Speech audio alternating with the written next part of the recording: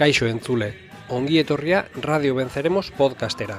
Alberto Matxain naiz eta gaurko saioan Greziara joango gara.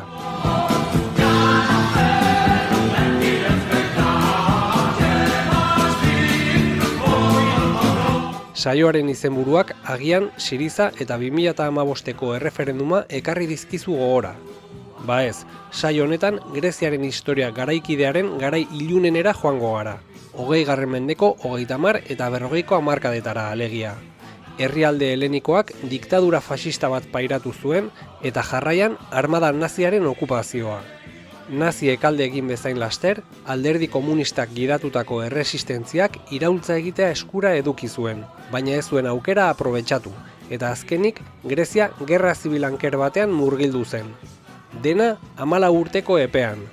Zalantzarik gabe, podcast honetan gaur arte aurkeztutako borroka prozesuen artean dramatikoena da hau, alde handiarekin.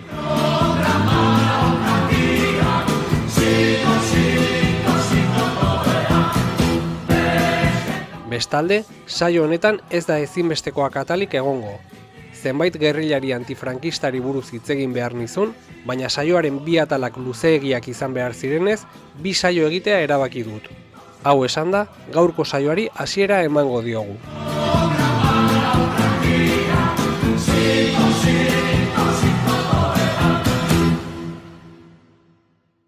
Greziako alderdi komunista 1918an jaio zen. Poliki-poliki, gero eta eragin politiko handiagoa eskuratzen joan zen. Herri fronte antifasistaren ildoa bere egin zuen, eta honi esker, indar demokratiko eta sozialistekin elkarlana garatuz bere isolamendua gainditu zuen. Eta krisi ekonomikoak testuinguru egokia eman zion borroka garatu eta alderdiaren hazkuntzarako. 1924an Grezia errepublika bilakatu zen. Desegonkortasun handiko garaia izan zen herrialdearentzat eta estatu kolpe saiakera ugari izan ziren. 30ko hamarkada hasieran, mundu mailako krisi ekonomikoak Grezia kolpatzearekin batera, Alemania, Italia eta Balkanetan fasismoak izandako gorakadak herrialde helenikoan joera antidemokratikoak indartu zituen. 1935an, general batek estatu kolpea eman eta monarkia berrezarri zuen.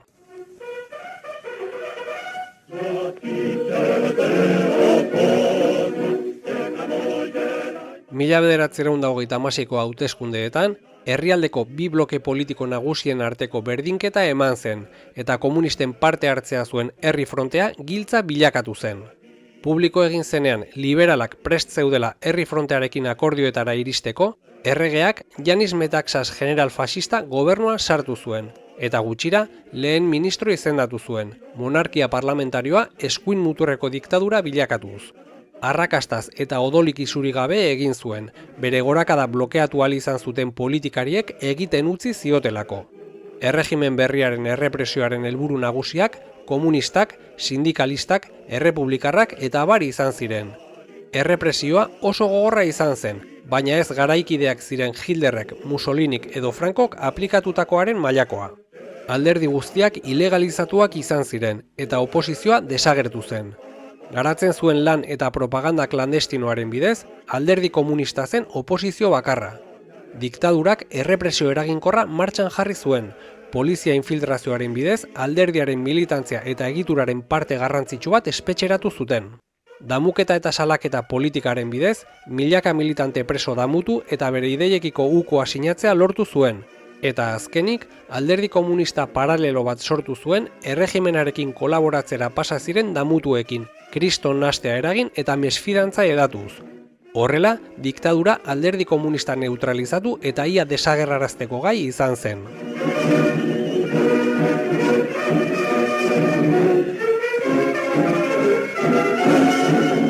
Metaxasen diktaduraren 3. urtean, 2. mundu gerrak eztanda egin zuen. Erregimenak neutraltasuna hautatu zuen, Britainiarrekiko lehentasunezko harremana mantenduz. Baina 1940ko urrian, Italia herrialde helenikoa inbaditzen saiatu zen. Bere armamentu zaharkituarekin, Greziako armadak Mussoliniren tropen erasoari erantzun, atzera eginarazi eta Albaniako zenbait eskualde irabazi zizkion. Alemaniak, Italiak eta Japonek osatutako ardatzak Europan jasandako lehen porrota zen. Hitlerrek ezin izan zuen onartu, eta 1941 apirilean Alemaniar, Italiar eta Bulgariar armadek herrialdea inbaditu zuten. Tutelatutako gobernu bat ezarri arren, de facto Grezia 3 administraziopean banatuta gelditu zen. Italiarren menpeko eremua, Bulgariarren menpeko eremua eta Alemaniarren menpeko eremua, Atenas barnebiltzen zuena. Distopia aluzinantea ezarri zuten, Europako okupaziorik gogorrenetarikoa izan zen.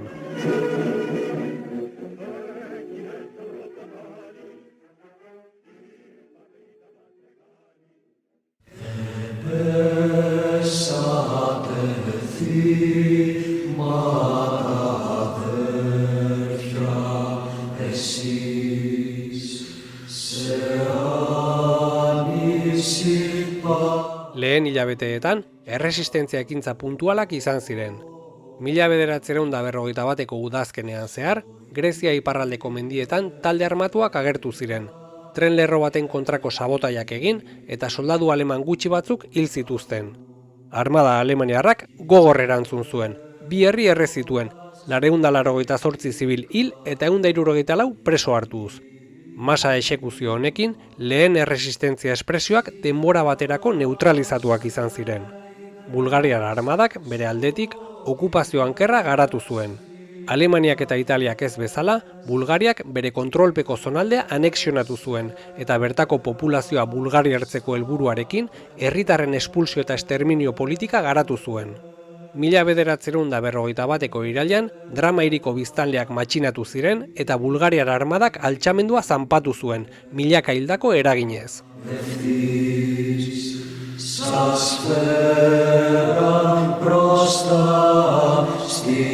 Alemaniarrek eta Italiarrek ahal izan zuten guztia arpilatu zuten. Greziar ekonomia haien beharretara egokitu eta hilabete gutxiko epean ondoratu zuten. Harrobiak bereganatu zituzten, industria makinak eta estokak haien gerra beharretarako Greziatikat eraman zituzten. Ondorioz, lantegi ugarik itxi behar izan zuten eta Atenasko langileen parte handi bat langabezian gelditu zen. Janari estokak, zibilek euren etxeetan zituzten ondasunak, lapurreta masiboa izan zen. Arpilatze handi honi, Britainiarrek okupazio ostean inposatu zuten itsas blokeoa gehitu zitzaion, eta hau gutxi balitz, indar okupatzaileek greziar autoritatei okupazio kostu ikaragarria ordainarazi zieten. Gobernua ezenez gai zergen bidez okupazio kostuak asetzeko, Greziako bankuarengana jo zuen bileteak inprimatu zitzan.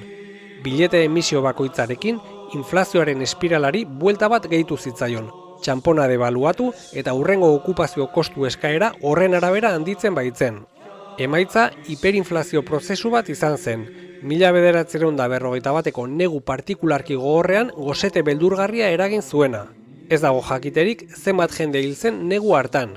Inside Hitler's Cruise liburuan, Mark Mazower historialariak xehetasunez aletzen ditu gozetea eragin zuten arrazoiak eta greziarrengan eduki zuten inpakto ikaragarria. Mazowerrek ontzat eman zuen gurutze gorriak emandako hildako kopurua, 250.000 pertsona. Greziako garai hartako populazioaren 3,4%. Tragediaren tamainaren ideia bat egiteko, Euskal Herriko egungo populazioaren 3,4%, 110.000 pertsona inguru dira.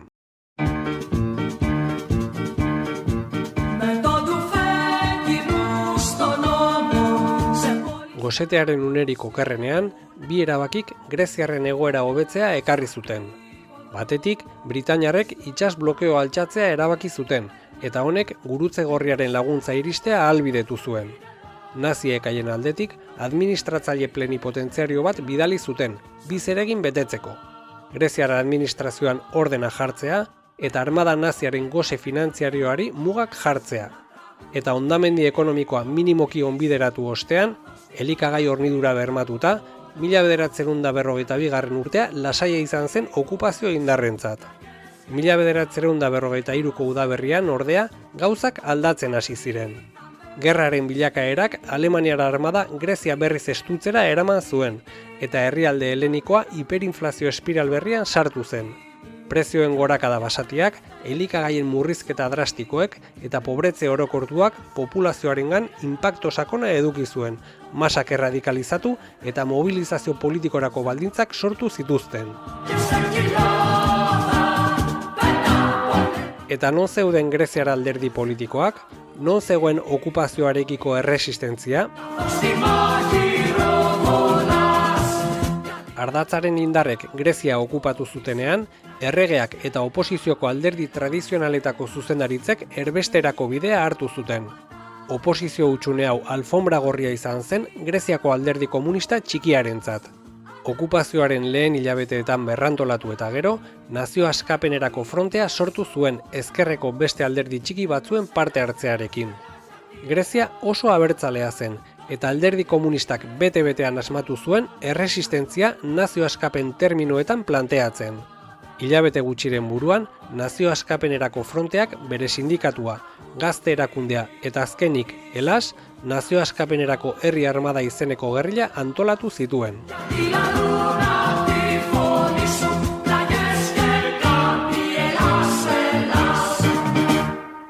Mila 1943an Elas eta beste gerrilla batzuk mendietan borrokan hasi ziren. Denborarekin, erasoak gero eta ambiziosoagoak bilakatu ziren eta gero eta gerrillari gehiago mobilizatzen zituzten. Ehunka gerrillarien erasoaldietan, italiar soldadu ugari preso hartu edo hil zituzten. Italiarrena kuartelamenduei eraso egin eta herri handiak askatu zituzten. Hilabete gutxiren buruan, gerrilek Grezia kontinental gehiena kontrolatzea lortu zuten. Hainbat estimazioren arabera, 1943ko maiatzerako 17.000 ziren borrokan ziren gerrillariak, gehientsuak Elasekoak. Uztailerako 30.000 ziren. Elas eta nazio askapenerako frontea Ardatzaren kontrako lehen mailako mehatxu politiko eta militarra ziren, baina gainera, garbi zegoen liberazio osteko fasean indar determinanteak izango zirela. Britainiarrek Elas lagundu zuten, jakinda epertainean gerrilla honek eta nazio askapenerako fronteak haien interesen kontra egin zezaketela. Britainiarrak beldur ziren ez ote zuten Grezia eta Mediterranear ekialdea Sobietarren mesedetan galduko, baina laguntza askoz handiagoa eskaini zioten Edes izeneko gerrillari. Erresistentziako taldeen arteko tentsioen ondorioz, 1943ko urrian Elas eta Edesen arteko gerra zibila piztu zen, ia urterdiz luzatuko zena.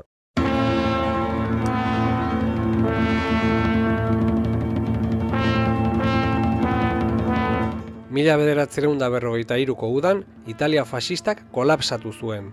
Mussolini agintetik kanporatua eta atxilotua izan eta gero, iraila hasieran kapitulazioa eta armistizioa etorri ziren. Italiarrak ekuaziotik kanpo, Alemaniar armada gerrilen kontrako gerra total eta kupidagabea martxan jarri zuen.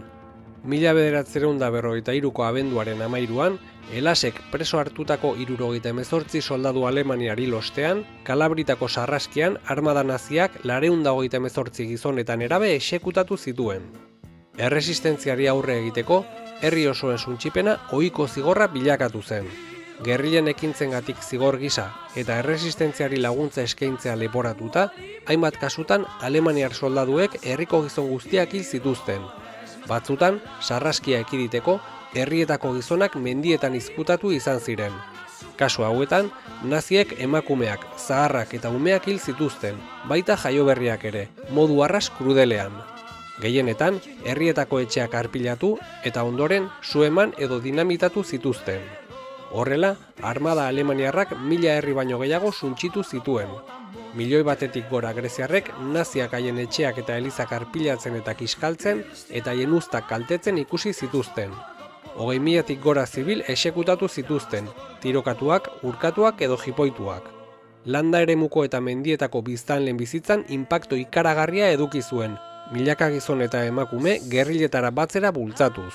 Erretiratu baino lehen, 1944an zehar, Alemaniar armadako planifikatzaileak ohartu ziren tropa gutxiegi zituztela erresistentziari aurre egiteko, eta segurtasun batalioiak deiturikoak sortu zituzten, greziar kolaborazionistez osatutako talde paramilitarrak.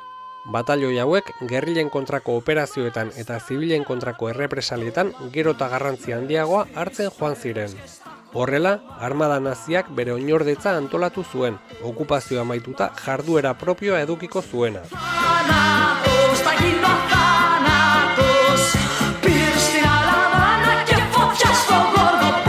Mila 1944ko irailean, Bigarren Mundu Gerraren bilakaerak behartuta, armada alemaniarra gradualki Greziatik alde egiten hasi zen, eta urriaren 12an definitiboki alde egin zuen. 3 urte terdi lehenago okupatu zuenaren oso bestelako herrialdea utziz. Goseteak eta okupazio ankerrak gogor inpaktatutako jendartea errotik aldatu zen. Maila politikoan, alderdi komunistak inoizko babesik handiena lortu zuen, baita nazio askapenerako fronteak ordezkatzen zuen proiektu demokratizatzaileak ere. Eskuinari dagokionean, iraultzaren aukera erreala aglutinante indartsua izan zen. Gerrako azken urtean, Alemaniarrek bultzatuta, batzutan Britainiarren onarpen tazitoarekin, jatorri ezberdineko eskuindarrak elkartu ziren ezkerrari aurre egiteko. Okupazioaren azken hilabeteetan zentro politikoa desagertu zen. Hurrengo asteetan, gatazka singular bat piztu zen Grezian, Bigarren Mundu Gerra osteko Europan parekorik eduki ez zuena. Jar diezaiogun arreta, 1954 amaiera hartan gertatutakoei.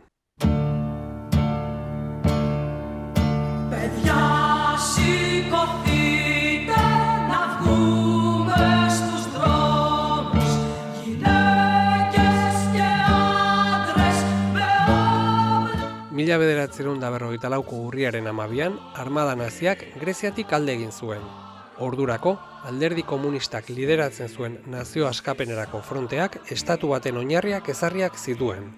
Herrialdearen geografiaren parte handi bat bere kontrolpean zegoen.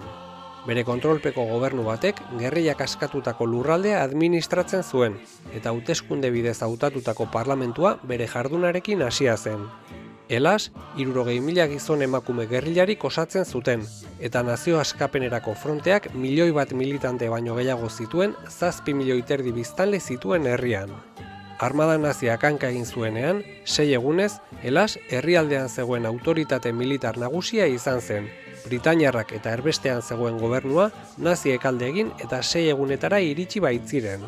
Baina alderdi komunistak ez zuen aukera aprobetxatu Helasen tropak Atenasen sartu, boterea eskuratu, nazien kolaboratzaileekin kontuak kitatu eta herri demokrazia bat martxan jartzeko.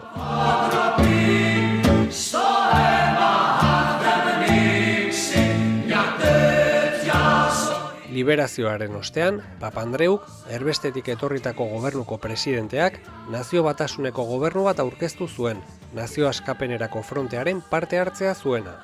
Papandreou eta nazio askapenerako frontea adostasun batera iritsi ziren, baina akordioaren interpretazioan oinarrizko desadostasunak agertu ziren. Giro horretan, 1954ko abendu hasieran, nazio askapenerako fronteko gobernukidek dimisioa aurkeztu eta abenduaren 3an fronteak mobilizazio masiboa antolatu zuen Atenasen. 10.000 pertsona bildu zituen. Sintagma plazan, parlamentuaren aurrean, poliziak manifestarien kontra tiro egin eta 28 pertsona hil zituen. Dekembriana izenarekin gogoratzen den gatazkaren abia puntua izan zen.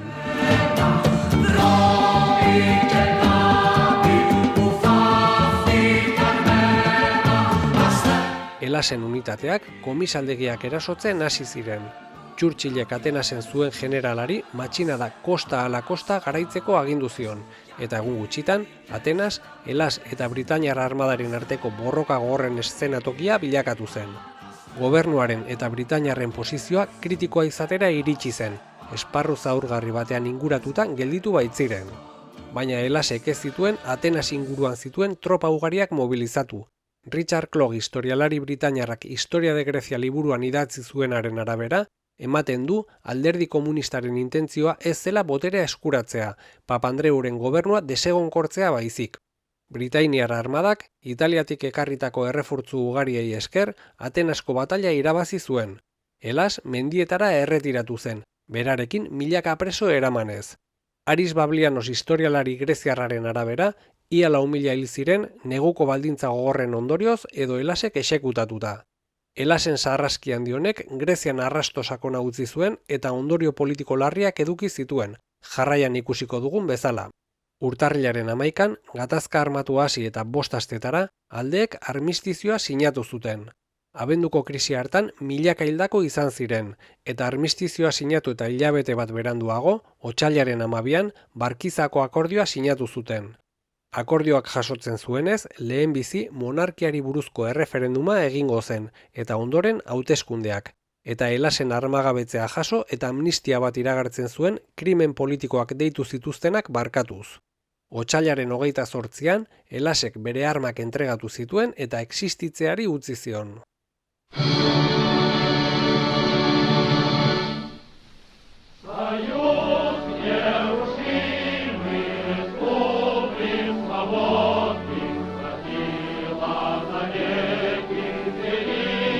Agian, entzule, alderdi komunistak hilabete horietan hartu zituen erabakiek harritu zaituzte. Armistizioa eta Barkizako akordioak nazio askapenerako frontearen eta Elasen bi kapitulazio bezala uler daitezke. 1954ko udatik aurrera alderdi komunistak eta nazio askapenerako fronteak garatutako ildoa akordioak lehenestearena izan zen. Aurretik esplikatu bezala, naziek alde egin zutenean ez zuten boterea eskuratzeko aprobetxatu, eta Dekenbrianan zehar ez zuten Atenastik kanpo zegoen Elasen tropa mordoa Britainiaren kontra mobilizatu. Horren ordez, errenditu eta akordio txar bat onartu zuten, eta aurretik errendiziotzat har daitezken erabaki gehiago hartu zituzten. Kontuan hartuta Elasen indar militarra, zergatik egin zituzten hainbeste kontzesio? Aris Blavianos historialariak Gruis 1941-1949 From Resistance to Civil War liburuan azaltzen duenez, erantzuna Churchill eta Stalinen arteko harremanean aurkitzen da. Sobietarrek eta Britainiarrek hilabeteak zeramatzaten Europaren etorkizunari buruzko negoziazio sekretuak garatzen. Stalinek bazekien Greziak sekulako garrantzia zeukala Britainiarren Mediterraneoko komertzio eta hornikuntza bidearentzat eta greziar komunisten eta herriaren interesen aurretik interes propioak jarri zituen. Horrela, 1944ko uztailan, herrialde helenikoa oraindik nazien okupaziopean zegoela, Armada Sobietarraren 8 ofizial, Popov koronela buru, hegazkinez hurbildu eta parakaidasean bota ziren Greziako alderdi komunistaren zuzendaritzarekin biltzeko misioarekin. Mezua helarazi zioten. Sobietar batasunak ez zion laguntza materialik emango, alderdi komunistak ez zuen Britainiarren kontra borroka egin behar, eta naziek alde egindakoan, Papandreuren gobernuan parte hartu behar zuten. Azkenik, 1944ko urrian bertan, liberazioa baino egun batzuk lehenago, Sobietarrek eta Britainiarrek portzentaien akordioa sinatu zuten, Balkanetako herriak haien menpeko eraginguneetan banatzen zuena, eta herrialde helenikoa Britainiarren eragingunearen baitan kokatu zuten, Greziako alderdi komunistak ezertxori jakin gabe. 1944an, Bigarren Mundu Gerra oraindik amaitu gabe zegoela, Churchillek Stalinen onespen tazitoarekin, Greziako komunistei gerra konplexurik gabe egitea erabaki zuen.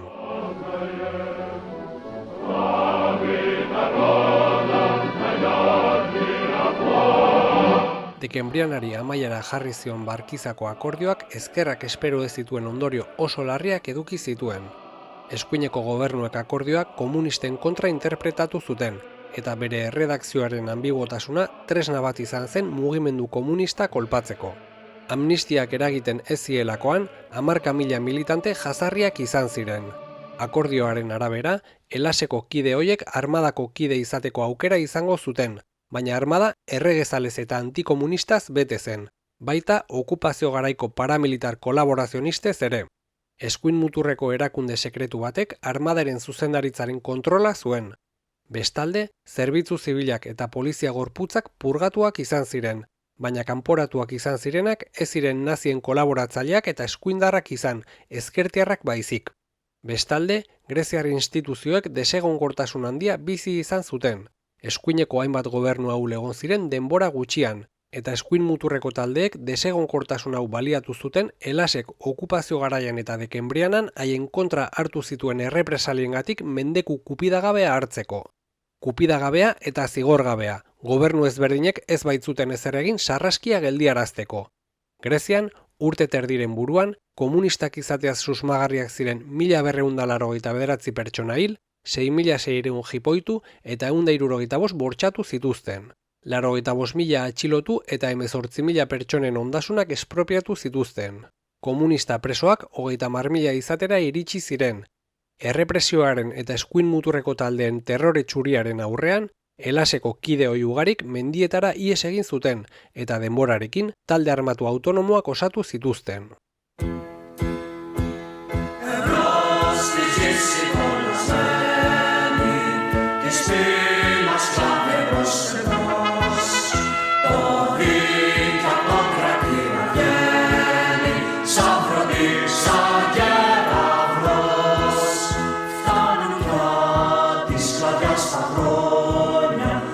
1945 amaieran, Britainiarren presioen ondorioz, Greziar agintariek gobernu egonkorrago bat osatu zuten. Churchillek gobernu berria presionatu zuen monarkiaren inguruko erreferenduma hauteskundeen ostean egin zedin.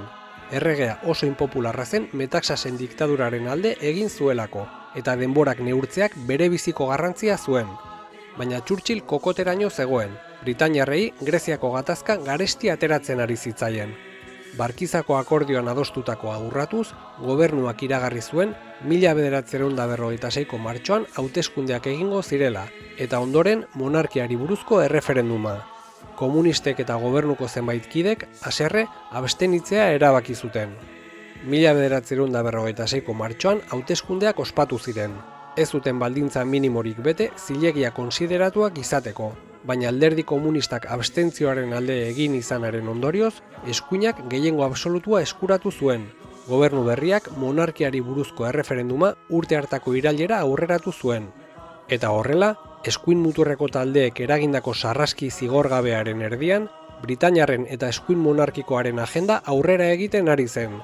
Grezia gerra zibilera zijoan erremediorik gabe. 1946ko urrian, alderdi komunistak mendietan zeuden talde armatuak batu eta armada demokratikoa sortu zuen. 1946ko irailaren batean plebizitoa egin zen. Monarkiaren aldeko hautuak irabazi zuen, baina baldintzaietan emaitza ezin zen zilegitzat jo. Aris Blavianos historialariaren arabera, gobernuaren errepresioa eta eskuineko terrore kanpaina egon izan ez balira, emaitza enpate batetik hurbil egongo zen. Erregea irailaren 27an bueltatu zen Greziara. Iparraldeko mendietan, egoera berehala gaiztotu eta gerra zibila piztu zen.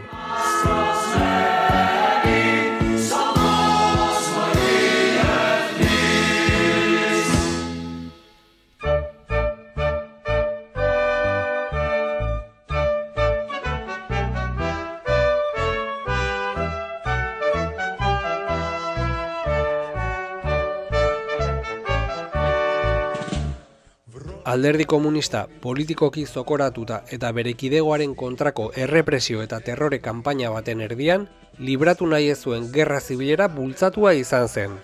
Gatazkak 4 urte iraun zuen, 1946tik 1949ra, eta hasieran alderdi komunistak estrategia defentsiboa planteatu bazuen, gerra garatu ahala iraultza planteatzera pasa zen. 1947ko otsailean, Britainiarrak, egoera ikusita, herrialde helenikotik erretiratzea eta laguntza ekonomikoa etetea erabaki zuten. Estatu Batuek ez zuten denbora galdu eta hilabete baten buruan esku hartzea adostu zuten. Komunistak inplikatzen zituen edozein akordioren kontra zeuden eta greziar eskuinak haien inplikazioa ospatu zuen. Greziari gerra zibilerako azken bultzada emanez, Truman doktrina eta gerra hotza jaio ziren.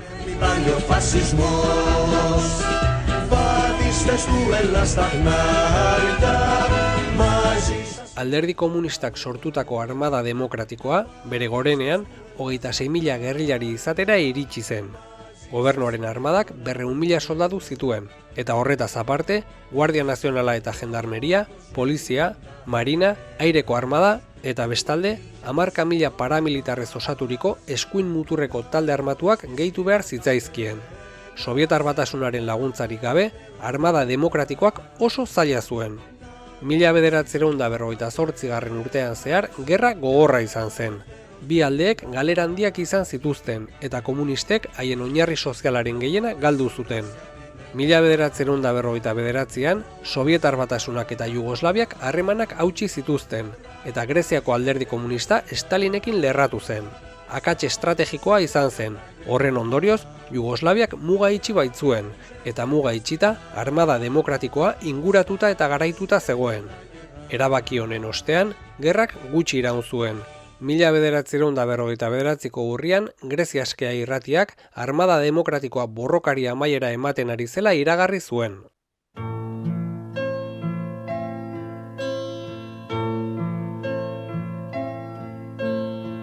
Lehenago aipatu dudan Aris Blavianos historialariaren iritziz, muga itxi izana komunisten porrotean faktore garrantzitsua izan zen, baina beste batzuk ere aipatzen ditu.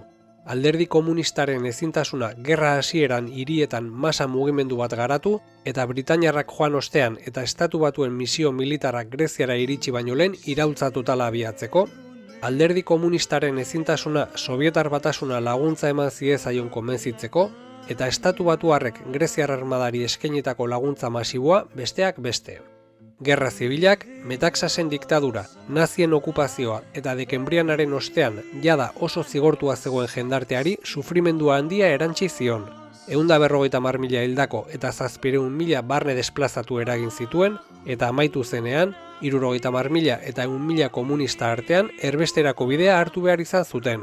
Gerrak iraun bitartean, 25.000 ume inguru ekialdeko herrietara bidaliak izan ziren eta gerra hotzaren ondorioz, haietako batzuk ez duten haien familia berriz sekula ikusiko.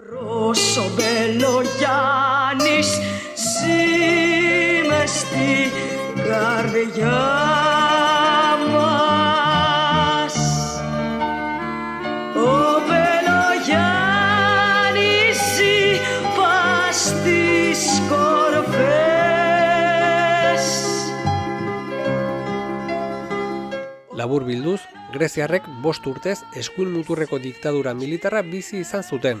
Ondoren, 3 urte terdiz okupazio nazia pairatu zuten, gozete ikaragarria eta sekulako sarraskiak ekarri zituena. Okupaziopean, Elas eta Edes gerrilen arteko gerra zibila ere bizi izan zuen. Okupazioa amaituta, Dekembriana 5 aste iraun zuen gatazka armatua eta jarraian 1946 eta 1949 artean luzatuko zen gerra zibila, dena 14 urteko epean.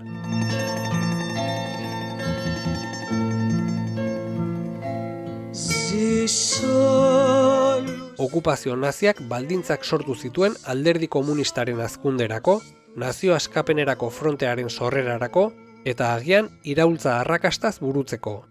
Okupazioaren azken urteetan, nazio askapenerako fronteak estatu enbrioi bat osatua zuen kontrolatzen zuen eremu geografiko handian.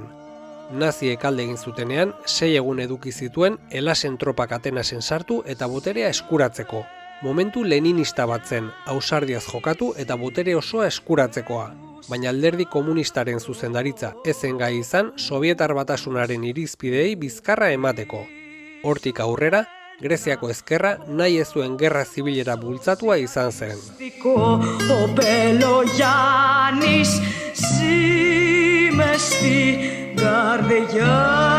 Sobietar Batasunak bere interesak babestu zituen. Bigarren Mundu Gerran bere existentzia bera arriskuan egon zen, eta kontuan hartuta une hartan oraindik ez zuela bomba atomikoa, bere etorkizuna, bideragarritasuna eta Britainiarrekin adostutako eragin eremua bermatu nahi zituen. Nazio askapenerako fronteak bere unea aprobetxatu izan balu, edo armada demokratikoak gerra zibila irabazi izan balu, Sobietar agintariek emaitzari harrera ona egingo zioten, baina ez ziren prestegon Greziarengatik arriskatzeko.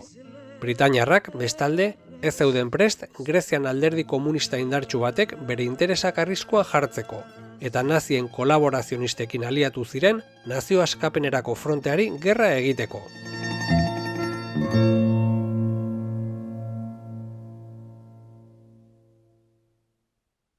Alderdi Komunistak eduki zuen aukera aprobetxatu izan balu, oso litekeena da Greziako historia garaikidea oso bestelakoa izatea. Bada honi buruz ekarri nahi dudan hausnarketa bat. Aris Blabianosek bere liburu tesiaren amaieran ondorioen kapituloan aipatzen duenez, tesia idatzi zuenean, ezkerreko greziar historialari ugarik zioten, Britainiarrek okupazio ostean eskuartu izan ez balute, nazio askapenerako fronteak hauteskundeak irabazi eta erregimen aurrerakoi bat ezarriko zuela gehiengoen aspirazioak asebeteko lituzkeena. Blabianosen arabera, hori horrela izan zitekeen, baina emaitza ezberdin bat imaginatzen du, gogoratuta, Bigarren Mundu Gerra ostean, erregimen totalitario zaharrek erregimen sozialistei bide eman zietenean, azken hauek ere boterea era brutalean baliatu zutela. Eta kontuan hartuta, nazio askapenerako frontea Alderdi Komunistaren kontrolpean zegoela, eta Alderdi Komunista printzipio estalinista doktrinarioetan eraikita zegoela, Blabianosen ikuspegia negatibo xamarra da.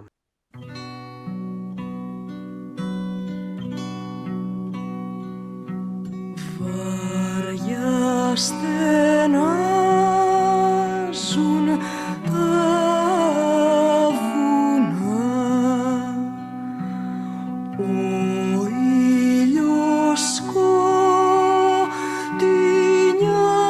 Bueno entzule, amaierara iritsi gara.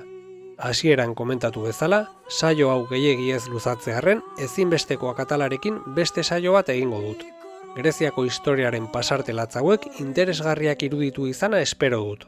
Saio hau lagundu duten abestiak deskribapenean dituzu. Gogoratu podcast hau Mastodondik edo podcastak entzuteko aplikazio batetik jarraitu dezakezula, eta hotxa.inforen webgunean ere aurkitu alduzula. Besterik gabe, ongi izan eta hurren arte.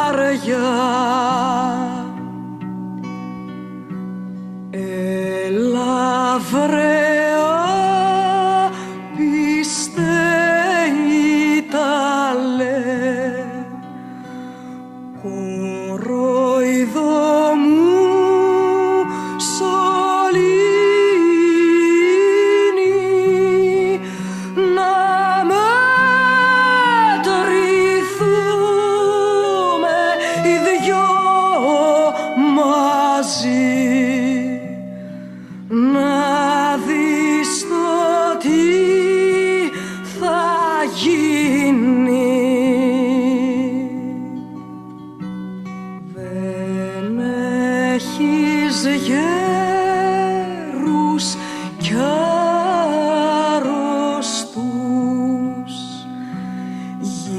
γυναίκες για να σφάξεις, ούτε κορίτσια κι ορφανά,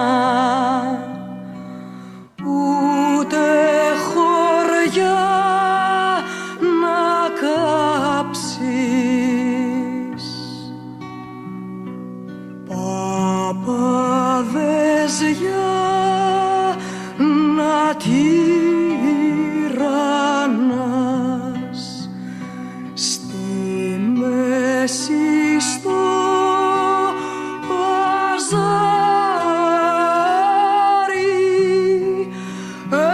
έχεις μπροστά σου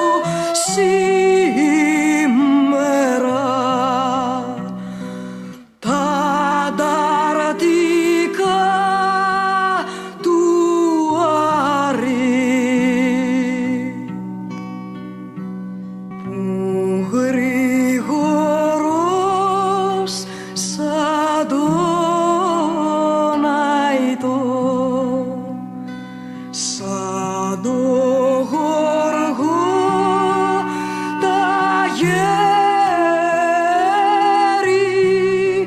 φασίστες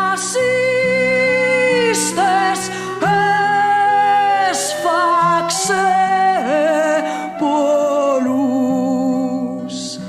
με δίκοπο μαχαίρι. Φασίστες έσφαξε πολλούς με δίκοπο μαχαίρι.